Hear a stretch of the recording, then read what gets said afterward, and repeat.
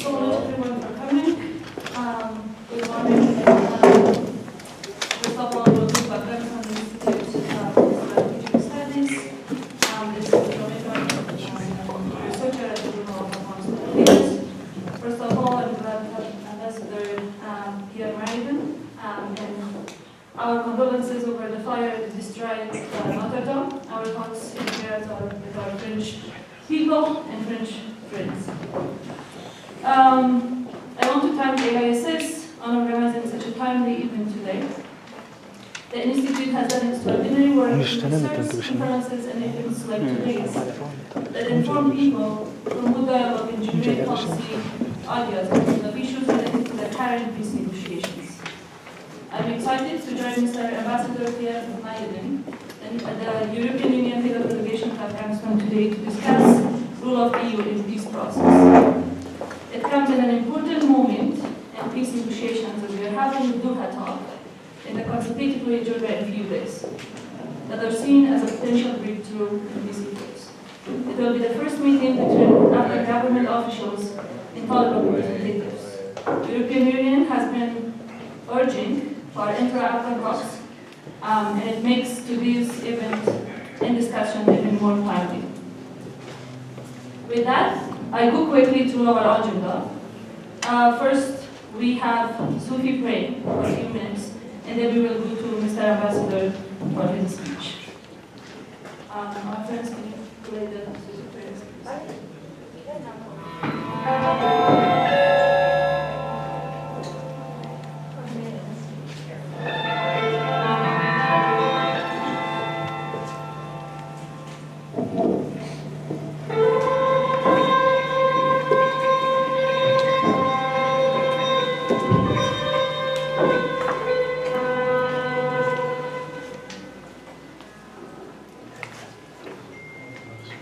ای بومنو پنهان شده از دل سلامت می کنم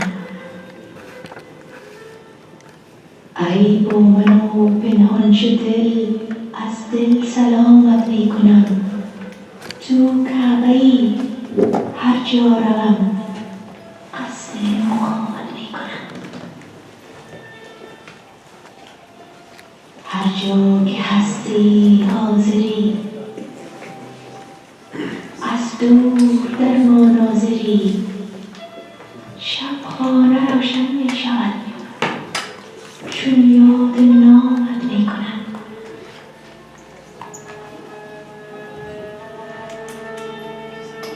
گه همچو باز آشنا بر دست تو بر می زنم گه چون کبوتر بر زنان آهنگ بامت می کنم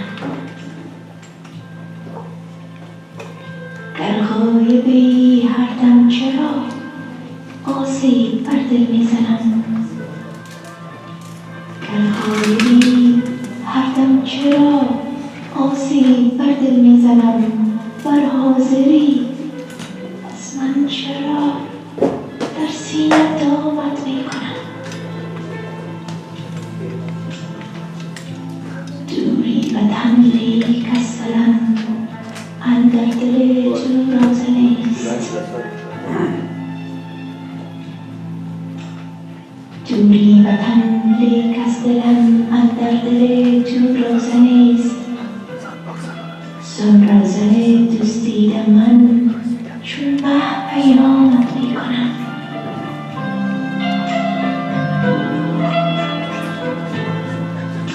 ای آفتاب از دور تو بر ما فرستی نور تو ای جان هر محجور تو جان را غلامت می کنم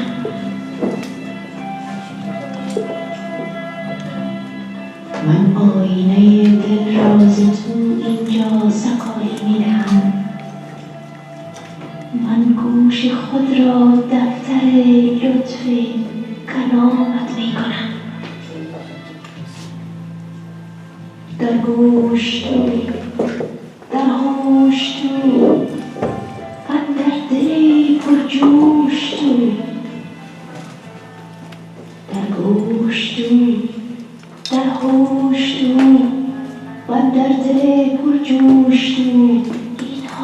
هرچه باشد تو منی این وصف آبت میکنم ای دل اندر ماجرا میگفت آن دلبر تو را هرچند از تو کم شود از خود تمامت میکنم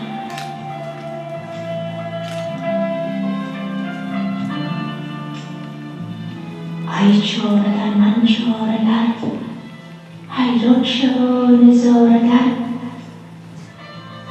بنگر کز این جمله صور این دم کدومت میکنم گر راست مانند الف گر کش چو حرف مختلف یک لحظه پخته میشوی یک لحظه خامت میکنم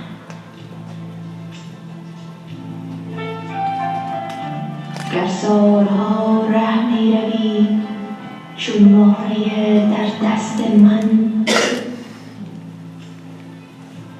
گر سالها ره میروی چون مهره در دست من چیزی که رامش میکنی زان چیز رامت میکنم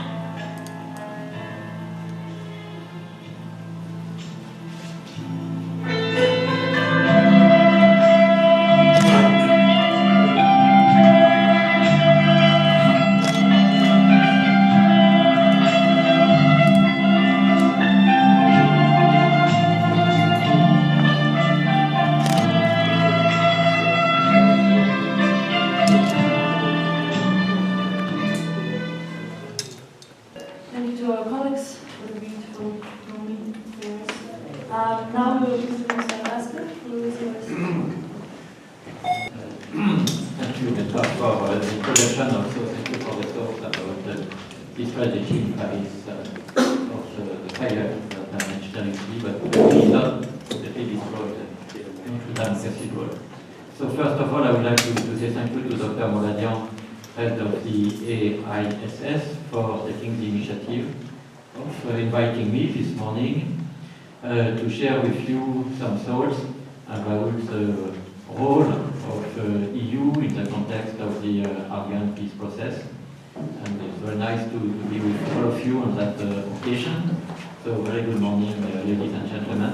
I will give indeed a few opening remarks and hoping that it will maybe trigger a discussion where I will try to answer your question, but also, of course, listen to your wisdom on this very critical matter of peace in Afghanistan, which, as you rightly highlighted, Mitra, is gaining momentum with this forthcoming important historical, maybe, meeting in Doha and other important occasions that will follow. So the title itself of the talk that has been described by AISS, the European Union's role in supporting Afghan peace process, is by itself an acknowledgement that indeed the EU is playing or could play a significant role among other partners. And I'm glad that the EU has been singled out on that occasion because, and for quite understandable reasons, it's more towards the US if we have to consider foreign friends and partners of Afghanistan that most of the attention is directed, US and UN and NATO. I want to acknowledge also the presence of my dear colleague, the senior civilian representative of NATO, Nick. And but nevertheless, and this is, I think, the moment to give some sense of what EU has been trying to do in Afghanistan, and moreover now is trying to bring as a positive contribution to the peace process. Let me just at the outset really emphasize that we don't see this EU role as a matter of competition. Peace in Afghanistan is too serious a matter to be considered a kind of beauty test of some sort. And we approach this critical matter with a sense of complementarity and adding our own possible contribution to other useful contributions. So we share with you this assessment that indeed the Afghan peace process has most probably reached a critical moment, and we believe that it can be a moment also for Europe to do its best to bring progress and to facilitate the conclusion of the peace agreement, which will be the beginning of a new life for many Afghans, but also the beginning of new challenges. And we welcome these new challenges, of course, because we mean that we are already in a post-conflict situation, but we also measure that these new challenges will call for lots of efforts by the Afghan, but by the foreign friends and partners of Afghanistan as well, to make sure that the future Afghan peace agreement will not fall into the category, if we follow President Ghani's information, that 50% of peace agreements within a period of 5 years of their implementation actually collapse. So this is obviously what should not happen in the future Afghan peace process. And for that, we, including EU, is willing to bring its contribution. So why we have this sense of living a special moment, also from the EU side? I refer just as a matter of introduction to 3 key dates. I will come back in my elaboration on that. 28 November 2018, the Geneva Ministerial Conference on Afghanistan, when Madame Mogherini formulated her 5-point proposals that I will further document. 26 March 2019, Madame Mogherini's visit to Kabul. It was a very short visit, only half a day, but I think quite a substantial one, and thank you to the friends of the media. We covered this visit and gave beyond the few dignitaries that she could have the time to meet, broader sense to the Afghan public of what was on that occasion EU key messages. And more recently, on the 8th April, just 10 days ago, the EU Foreign Affairs Council's conclusions, what we call the Council conclusions, on Afghanistan, peace in Afghanistan, which is a public document. You can find on our website. I will also give some highlight on this EU Foreign Affairs Council conclusion. But just to encapsulate that indeed through 3 important dates, we can also have the sense of acceleration of efforts to contribute to peace in Afghanistan. But before coming to the core topic, maybe a bit of background to show how much Afghanistan matters for the EU. And not just in aspirational terms, but also in pretty, I think, concrete ways. So let me identify these key elements of our engagement. One is that Afghanistan is the EU world's largest destination of our development assistance. EU works on the 7-year plan of development support, so currently 2014-2020, and with 1.6 billion over this whole period of direct support to the development of Afghanistan. This situates your country at the top of our efforts worldwide. And to give you a sense of comparison, for the Asia-Pacific region, second to Afghanistan is Bangladesh, with only 50% of the annual amount. So there is really, a special effort, special commitment directed by the EU towards Afghanistan. EU is together with our 28 member states. If you agglomerate the figures, you would observe that if we talk only of civilian development assistance, EU and member states together are the largest donors to Afghanistan among the member states. Germany is coming on top, the UK is also a prominent contributor, and others as well.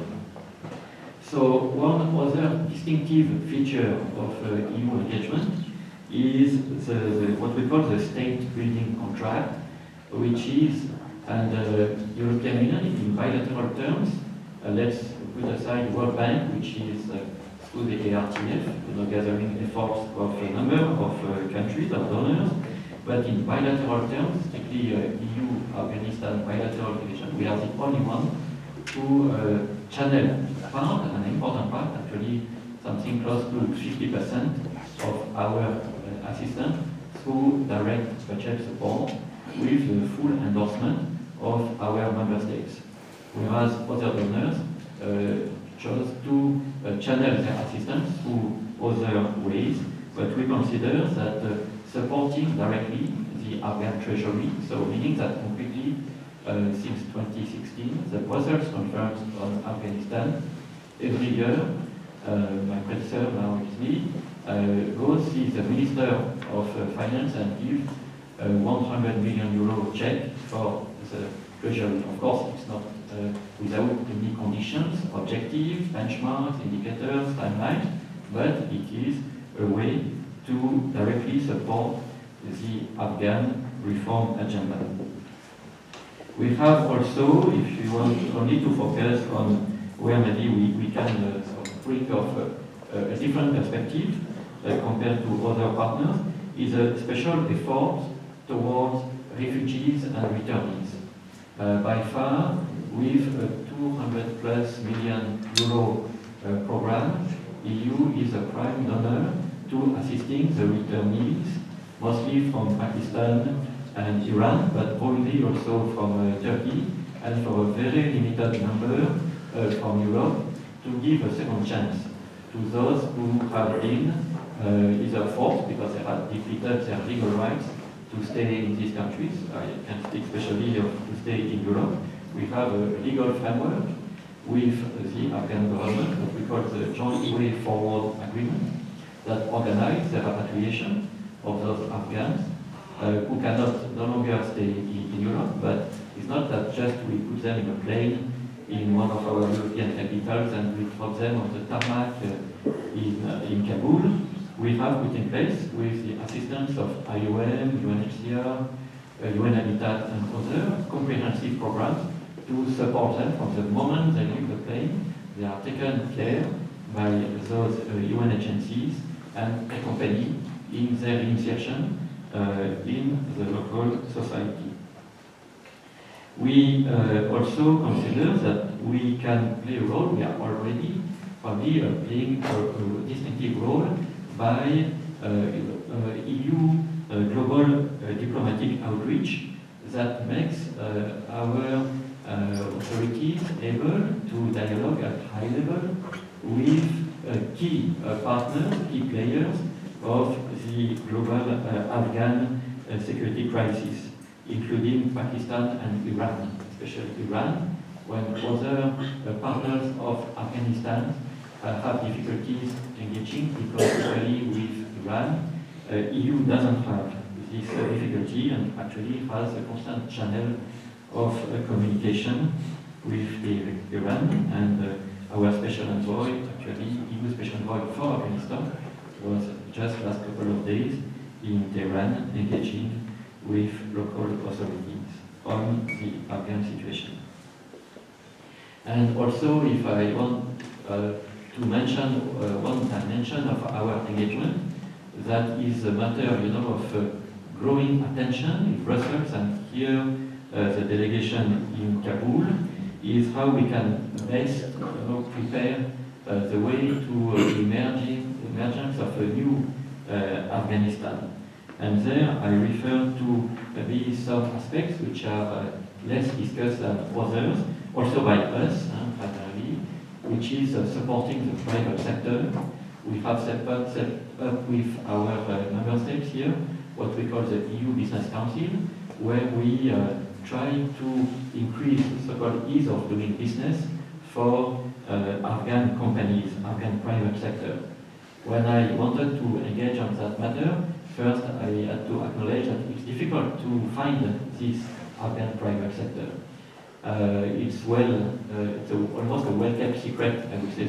Many SMEs, but many, living through an informal economy framework, or some very big groups, but having mostly their operations conducted from Dubai or Istanbul or other capitals. But going deep into this economic reality, we find that it's very encouraging and necessary to also develop this dialogue with Afghan companies in order to try and support them, because we are fully convinced that peace in Afghanistan will not be secured without job creation in a massive way, and this calls for supporting the public sector development. Also, a field where we want to allocate more attention is higher education, and science and technology.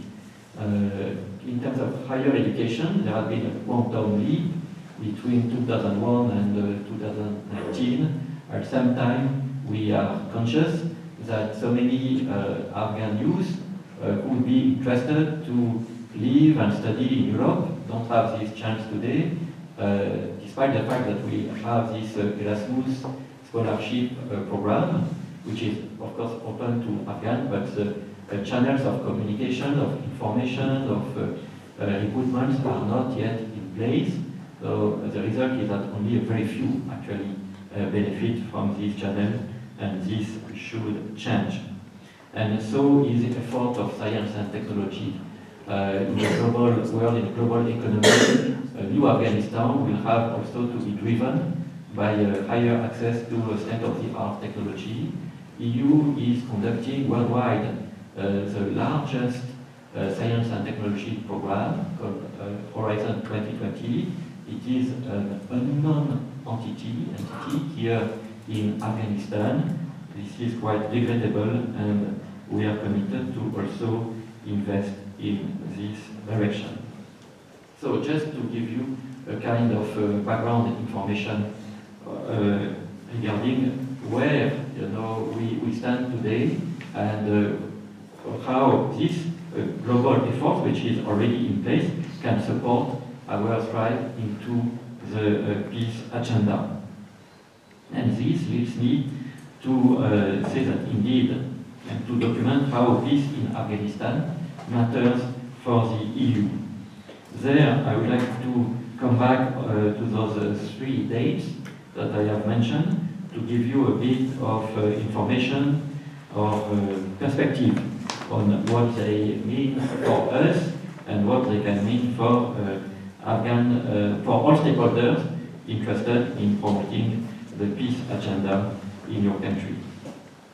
So the first important moment was 28th of November in Geneva, the Ministerial Conference on Afghanistan, and this gave, I think, a unique opportunity to the head of EU diplomacy, Madame Mogherini, to explain where she perceives EU could be best useful to the Afghan peace process.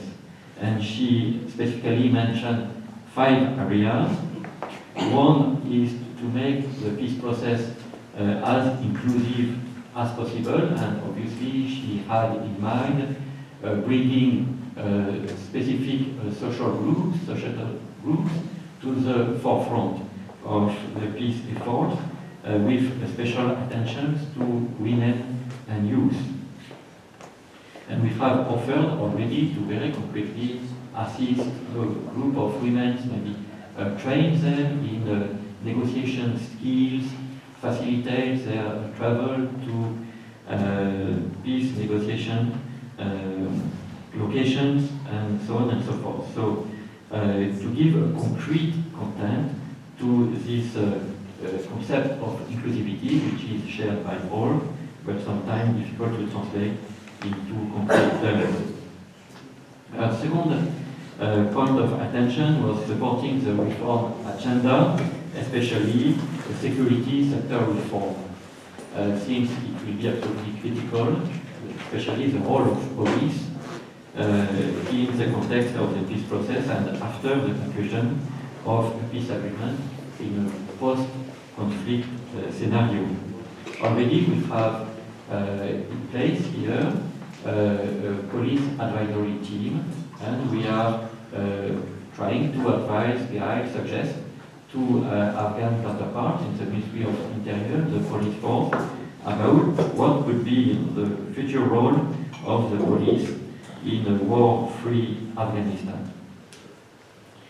The third point was facilitate the integration of ex-combatants and their families, obviously a critical agenda item, which in fact is not limited to ex-combatants, but also, as we can anticipate, that the peace agreement would trigger a wave of refugees to return to Afghanistan, especially from Iran and Pakistan, how to accommodate these people, give them a place to live, work to do, and some sense of future and opportunity.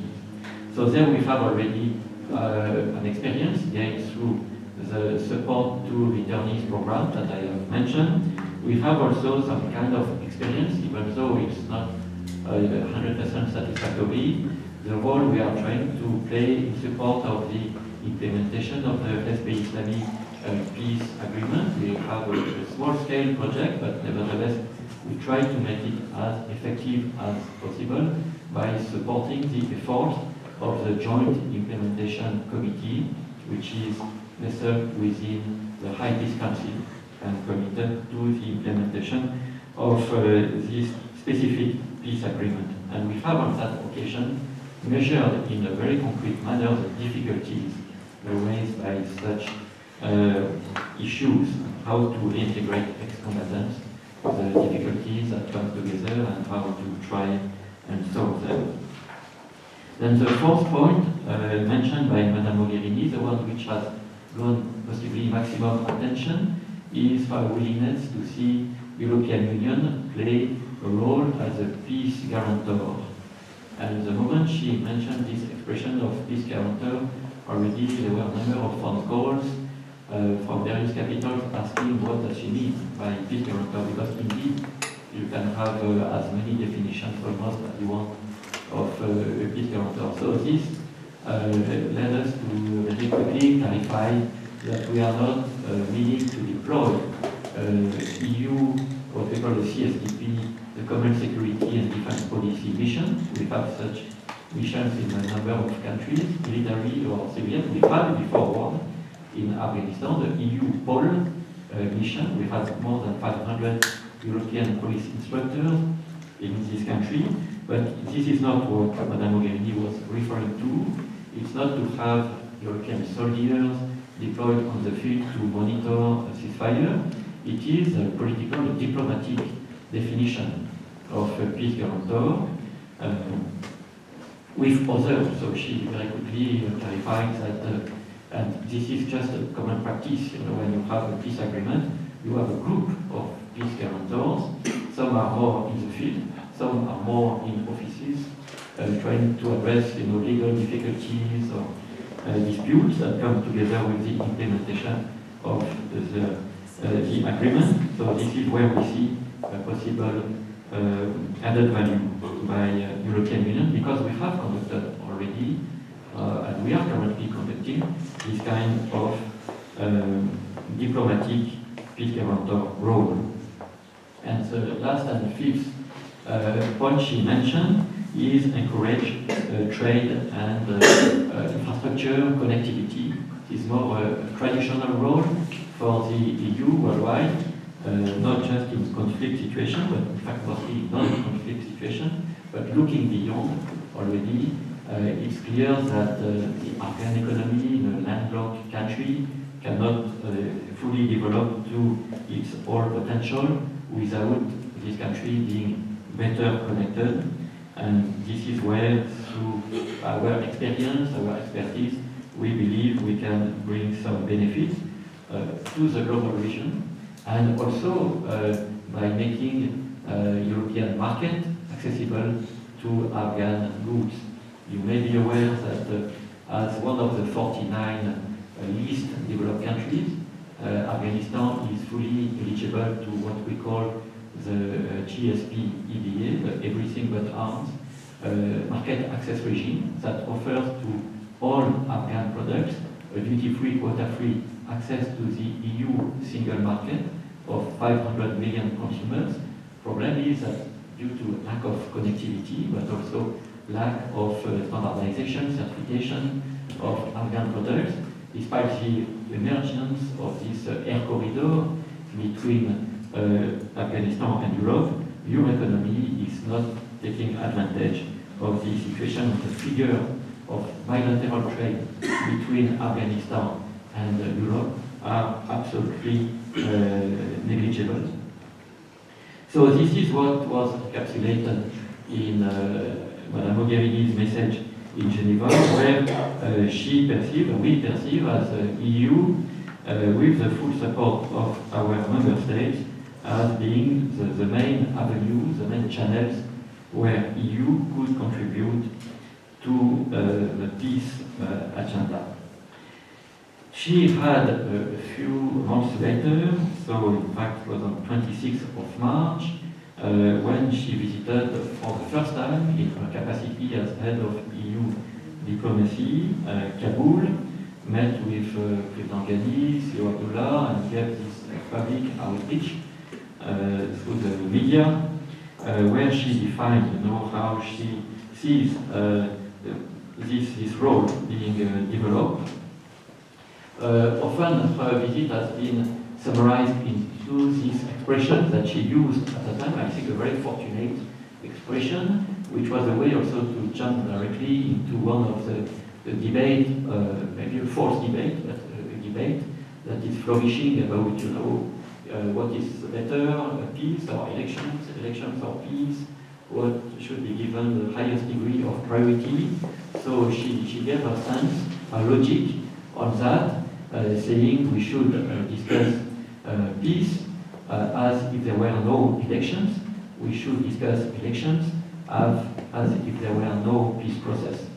And I think this formula was well received and appropriated by many, which is a good sign, not just EU member state colleagues, but also far beyond, by quite a few also, but possibly not enough, Afghan politicians.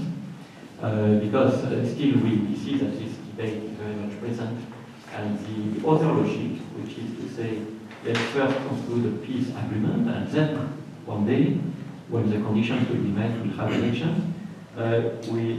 She clearly rejected, this logic, and put all our political leverage on defending other logic, which is to have the two avenues in parallel, peace, elections. At best, to have synergies between the two, but not let typically the electoral process become hostage of the peace process, or face the risk of one day having no peace and no elections. This obviously is what all we want to avoid. What also she made clear is that for EU, what to support is not peace at any cost. We want to see a peace agreement being the result, first being an agreement, not a quick fix, not just a quick peace deal, but a substantial, a real peace agreement, or for this to be substantial, it must be the result of an inclusive peace process that takes all relevant Afghan stakeholders on board. And she said in pretty blunt terms, in her view, the peace process has not started. There are very important negotiations between the US and Taliban. It's extremely necessary, fully supported by the EU. There have been some meetings in Moscow by some Afghan individuals as a group or separately with Taliban, but this is not the peace process. The peace process, in her view, will start the day direct negotiations between the Afghan government and Taliban will effectively start. So this is what we call the beginning of the peace process, of the peace negotiations. And number two, we want no flexibility on the gains of the last 18 years, especially in terms of human rights, and obviously she had special attention towards women's rights, rights of the youth, rights of various ethnical groups. So this was very much at the forefront of advocacy. And a few days later, actually the 8th of April, there was this meeting of the Foreign Affairs Council of the EU, which is chaired by Madame Mogherini, and the 28 Ministers of Foreign Affairs of European Union adopted the conclusions on the peace agenda in Afghanistan and how EU could be, again, to echo the terms of Madame Mogherini, best useful to this process. And what are the attached conditions, if we want to call these conditions? So, again, it's a document that you can easily access. Just for me to summarize, to highlight the five points. One, our aspirations is to see, number one, a quick renunciation to violence. So this is the overall idea, and hopefully soon a reality, of de-escalating violence and reaching prolonged ceasefire. Second is no terrorist activities to be allowed from the territory of Afghanistan, directed to third parties. Third is the supremacy of rule of law and human rights. Fourth, which is not exactly the same, is the importance, again, supremacy of the constitutional order. It can be also encapsulated, even though these terms are not used by the Council conclusions, as a defense of the Republic versus the Emirate. So two logics, fundamental differences between the two, and our unequivocal support directed towards the Republic. And fifth, among these key points of the Foreign Affairs Council conclusions, is defining accountability, including through forms of transitional justice, in order to accommodate the grievances of the victims, finding a way to bring all Afghans together, but together based on a platform, where there will be no grievances left unattended, and that the sufferings of the victims, of all the victims, will be ignored. This is not, in our view, a way to have a sustainable peace agreement. So this situation, even though, or because they are painful, should be also addressed, and a proper way should be found to address the grievances of the victims. So this is against, these key elements that the EU is willing to bring its political and financial support before, during, and after the conclusion of a peace agreement. And for that also to happen, we want EU to be on board of the peace process from the outset. There are many ways for that. It doesn't necessarily mean that EU representatives are sitting in the talks. Maybe they should not sit in the talks between government of Afghanistan and Taliban, but a kind of close association at each step of this process is necessary in our view. I think what is meant by that is that we don't want, we will not accept as EU to be called once a peace agreement is reached and told this is a bill, how many billion euros, and we count on your generosity. It doesn't work like this, and we will not agree to play this role. So I think this, when you consider those 5 points of the Foreign Affairs Council that I have just mentioned, you can call it a condition-based approach, but I would prefer to call it a value-based approach. There have been discussions on value strategies, some are time-based, some are condition-based. I would say that the EU approach is more value-based, even though we have, together with our values, we have clear objectives, very concrete of some of them, very general for others. But I think one difference between EU and other partners and friends of Afghanistan is that we don't have any immediate practical interest in the narrow sense of the word in this country. And this is why I think also we can play a role of peace guarantor, because we are perceived in some way as neutral. So this is where we are today. As we speak, our attention, of course, is fully focused on these developments that we see unfolding almost in front of our eyes, sometimes difficult to decipher. But what we capture is that at this critical moment it's of extreme importance to resist at least 3 temptations. Probably there are more, but those 3 are absolutely pivotal. One would be a temptation to sacrifice the constitutional order, which is today incarnated by the elections, to something different, which is not precisely defined.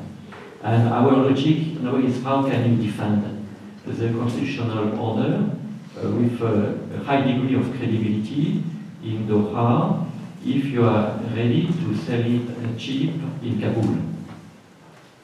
And there you touch upon the elections, especially the presidential elections. And what we are saying, what we are writing, is that there should be no compromise. Presidential elections should happen in 2019 at the date which has now been decided by the Election Commission, the 28th of September for the first round, in an acceptable and credible way, of course, but there should happen. Any new postponement of the presidential election should put at risk the overall institutions. And we are not supportive of the logic of an interim government that will throw the country and its institutions in an ocean of uncertainty, with certainly not a smooth weather, rather perfect storm scenario.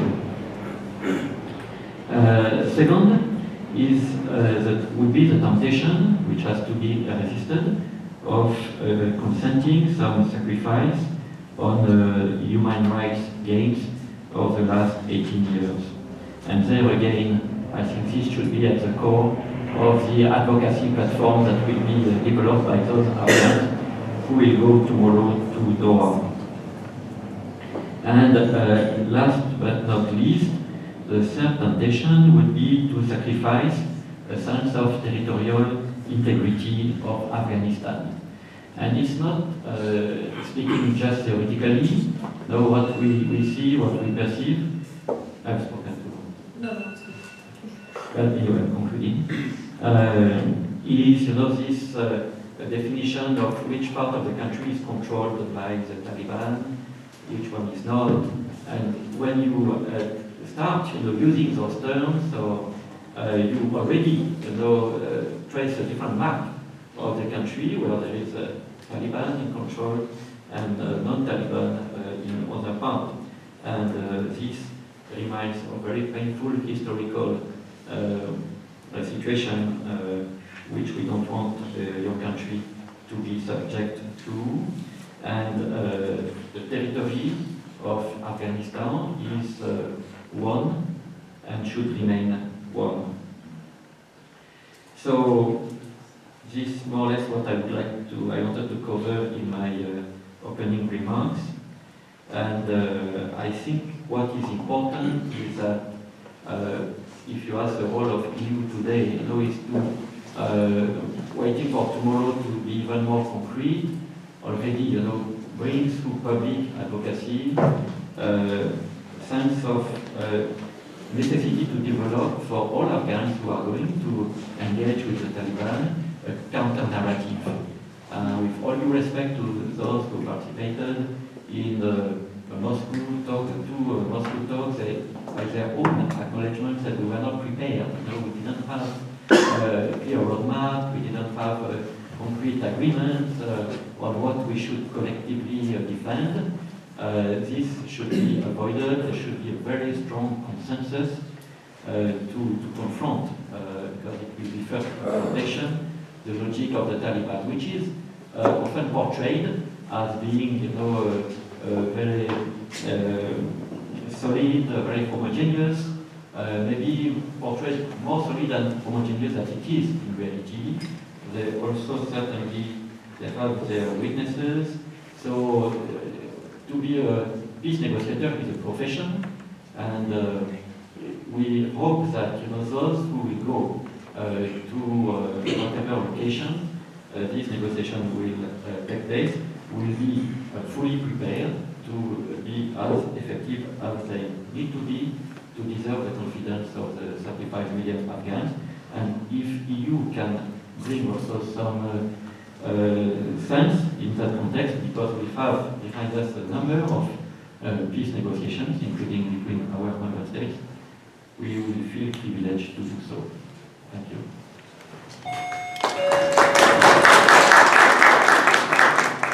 Thank you so much, Mr. Ambassador. We have 30 minutes for questions and discussion, and I humbly request everyone to keep their questions and comments short. Before going to our friends, I want to ask about the questions. Negotiations with the United States, unfortunately, have not been very inclusive, specifically in terms of the inclusion of women. I'm interested to know what's EU's stand for that. And the second one is, we know very often when we talk about women's representation, it's only in relation to women talking about women's rights, but women in Afghanistan has contributed almost in every sector, and then it's important for us to have feminine perspective, to have women's voice on all the issues, on big discussions in details in terms of decision making. I want to hear your idea on this, and then we go to the audience for questions.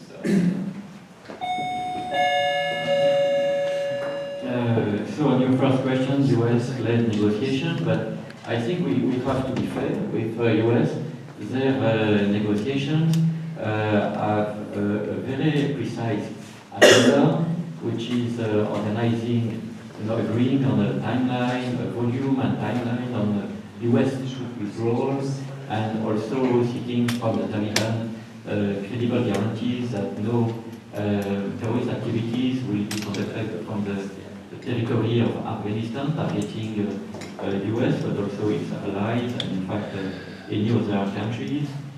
So, nevertheless, while conducting these discussions in Doha, when the special envoy ambassador like that visited Kabul, what I gathered is that every time or so he met with a broad range of Afghan representatives, including civil society, women's groups, tribal elders, and so on. I think he even went to Kandahar. So I think that cannot be criticized for ignoring this dimension, but in their negotiation it's true that what they discuss are more operational issues, where it's essentially about volume of troops, location of military bases, and so on.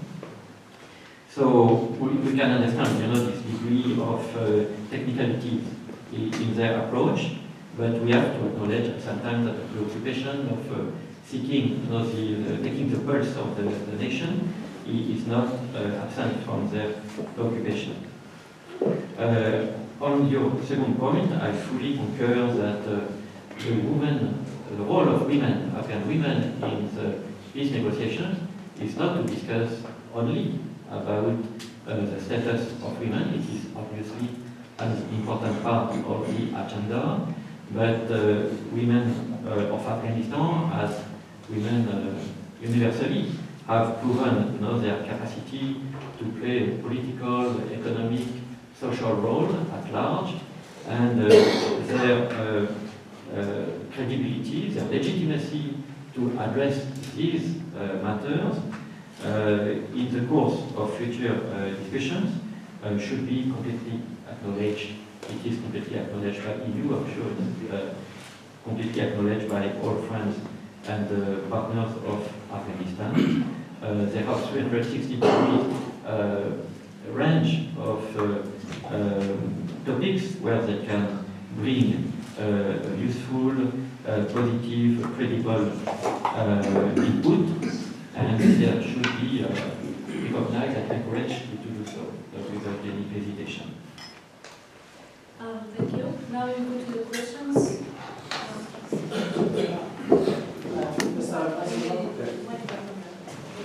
I can tell you. Okay. Mr. Ambassador, I see a slight difference between EU position and the US position.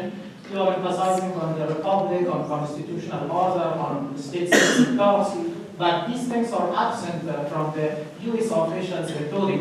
I want you to comment about this. And the second question is, why your diplomats and your military officers are not present in Doha talks? Why you are not on the table? Thank you. Any other question?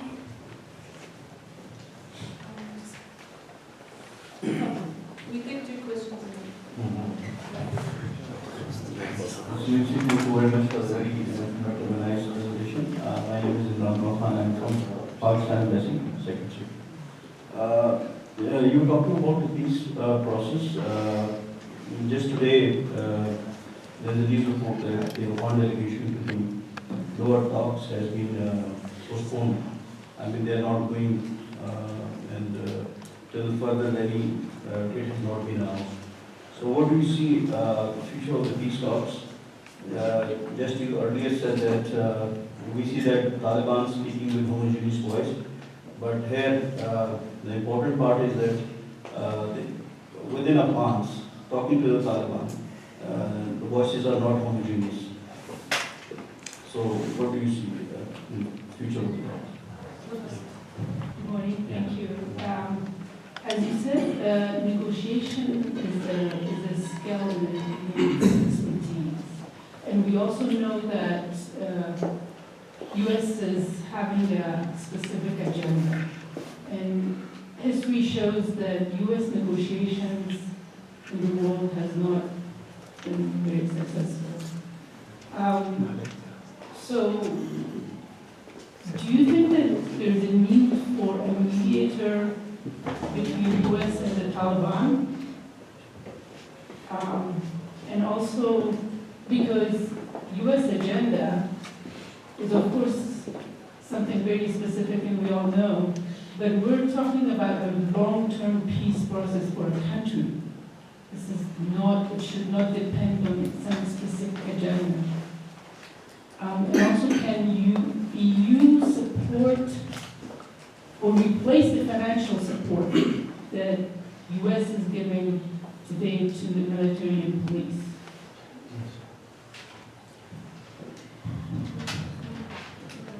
Yeah. So on first question, already I think in my introduction I highlighted, that we should, there are differences between the US approach and the EU approach, quite understandable, because the US has troops on the ground, EU does not. Some of our member states, under the umbrella of EU support mission, have troops, and they are discussing with US counterparts about the plan of troop deployment someone here more legitimate than me can discuss, this military under the NATO umbrella dimension. So it's quite understandable that there are different angles in such a complex negotiation. It's unavoidable and it's necessary and it's welcome, in fact. So at this particular moment of time, this was also my response to the previous questions. The US focus, if not solely, mainly on the troop withdrawal and the counterterrorism issue, while we acknowledge the importance of these dimensions, and the counterterrorism matter is included in the EU Foreign Affairs Council conclusions. We consider it's more, given universal EU role, or what we perceive as our universal role, is to focus on other dimensions. But at the end of the day, collective intention, of course, is to reconcile or to unite, these different angles of negotiation. So this is, I think, again, we don't subscribe to any perception that would oppose. It's a matter of complementarity, not of competition in the peace process. And as I said, this peace process is such an important and crucial matter that there should be, and there is no sense of competition between stakeholders. Really, the common understanding is that we should bring what we can do best, and where we are better positioned to have a good influence on the peace scenario. Why the EU is not in Doha? Actually, today nobody is in Doha. We even think that maybe the discussions will be delayed. I think the point is not to be those who should be in Doha ultimately, and the sooner the better, are the government of Afghanistan and the Taliban. I think these are the two, parties which will have to negotiate the peace agreement. The peace agreement can be negotiated by no one but these two entities. The government of Afghanistan, because they are the only constitutional body that can represent the nation, and the Taliban, because they are the fighting party. So all others have to bring contribution, efforts, try to facilitate, try to bring a conducive environment. And we see, and it's very positive, countries like Uzbekistan, which was not really a significant entity until recently. Now with the Tashkent conference on Afghanistan in March, I think it was last year, and then they offered also to host the next round of talks, playing a very positive role. So we see that there is a strong determination by all stakeholders, the well-established and the newcomers, to bring their own positive added value. And that we very much welcome. As I said, we are not knocking at the door, in Doha to enter into the room. We want to be associated. If we are to one day, be one of the contributors to the financing, so the implementation of the peace agreement, we need to be closely associated to each step, not just to give an opinion, but some cases to say, yes, we agree on that, or we disagree. Because then the question is what you raised about, is EU willing to financially support the military and police effort?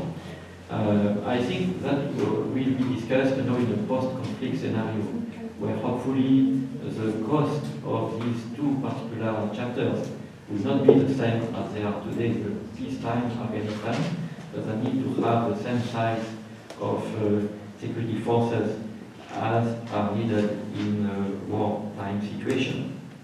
So the financial efforts will go more towards how to reintegrate in the private market economy those people who so far from the fighting parties, were in the field. The Taliban, yes, they have been as such singled out in Madame Mogherini's statement in Geneva, but also we have to think of the police and the army and officers and troops.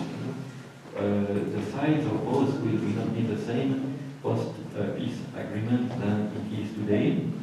So EU alone obviously will not be able to bring all the financing. I think it will be a shared effort by a number of parties, but we have so much contributed during difficult times that I'm sure if a peace agreement is reached, all friends and partners of today will be even more eager to contribute to the proper implementation of a peace agreement, because we all measure that failure of a peace agreement will bring devastating consequences, not only to the Afghan nation itself, not only to the region, but also to countries which on the map could look far, like European countries, but which would be directly affected by failure in the peace negotiation or failure in the implementation of a peace agreement. A mediator between the US and Taliban, I would say so far so good. No, they have done between themselves, but apparently, for what we know, some progress in their negotiation. So good for them, but not good for us. We have to judge by the negotiation is still ongoing. Afghanistan is not a company, it's not a private company for US to negotiate. Yeah. No, obviously, what the US understand are negotiating is the withdrawal of their troops, the volume, the timeline, and that will be shared with the Afghan authorities. As Ambassador Khalilzad put in the formula, nothing is agreed until everything is agreed. So hopefully this will be the philosophy till the end of the negotiations. Thank you. We have 10 more minutes. We get one more question and then, yes.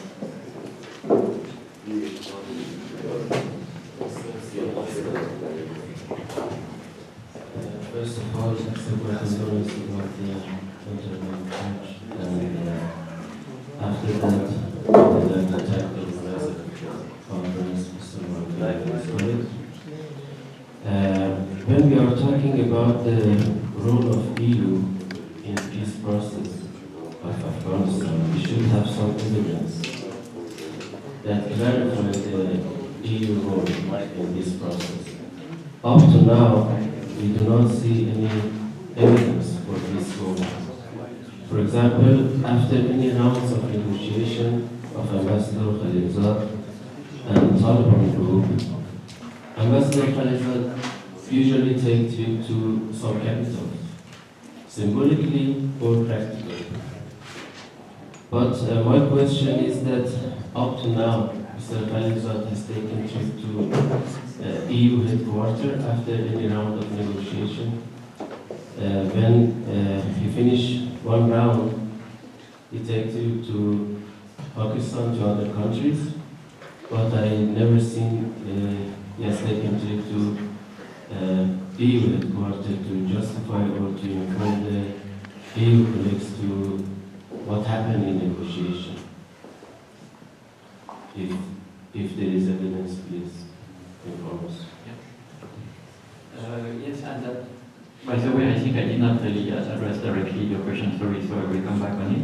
No, actually it happened at least twice. You know that the good fortune of geography is that in Brussels you find both government of Belgium, but you find also the NATO headquarters and the EU headquarters. And every time Ambassador Khalilzad went to Brussels, not just he debriefed of the state of the negotiations at the NATO headquarters, but he also debriefed the EU colleagues about the state of the negotiation. So this is happening.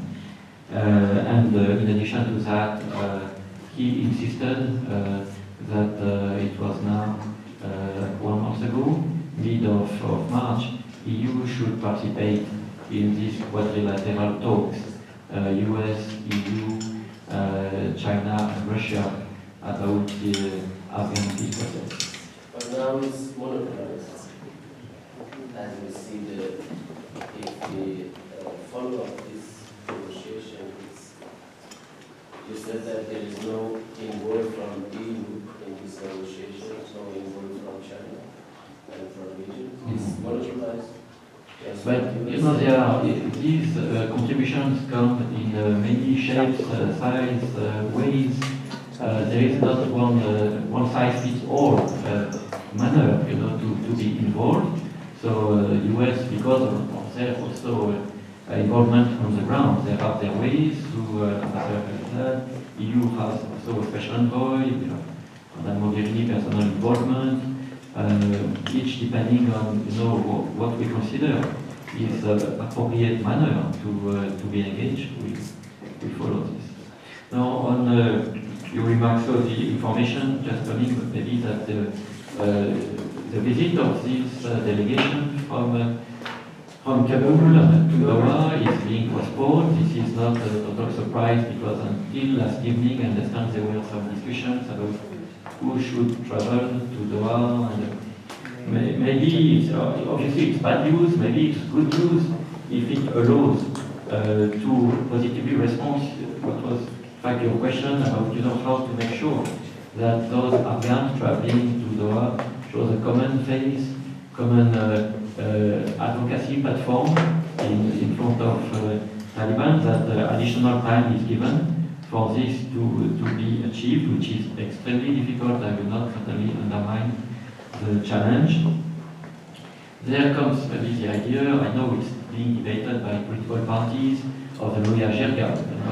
The original intention behind the Loya Jirga is to bring Afghans of all walks of life on a common platform, to solidify what is the agenda, what is the red lines, what is negotiable, what is not negotiable. So maybe, the calendar will evolve, but whether it evolves or not, I think what is absolutely critical is that those who will go to Doha or wherever, maybe it can be Tashkent, on other occasions, will show a solid common face, because the challenge of this negotiation is incredibly difficult. And indeed, maybe we exaggerate, as I suggested, the sense of homogeneity of the Taliban. They have their own lines of divide, if not of fracture, between central command and field commanders, between field commanders and foot soldiers, between those who are in business, those who are not, those who are maybe closer to some countries, others to other countries. So they have also, their diversity beyond an appearance of being a very homogeneous body.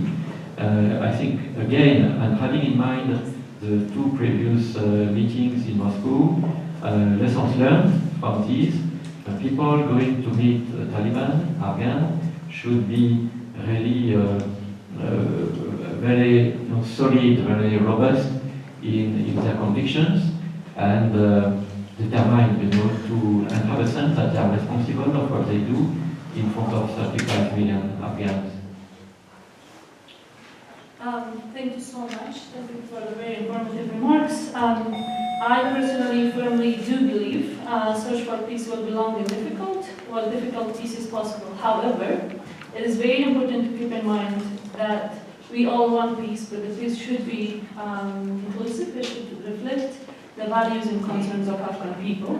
Thank you so much for the question. Thank you for coming. Now I want to ask Dr. Muradian to come here and present the AISS's for the facility. Thank you.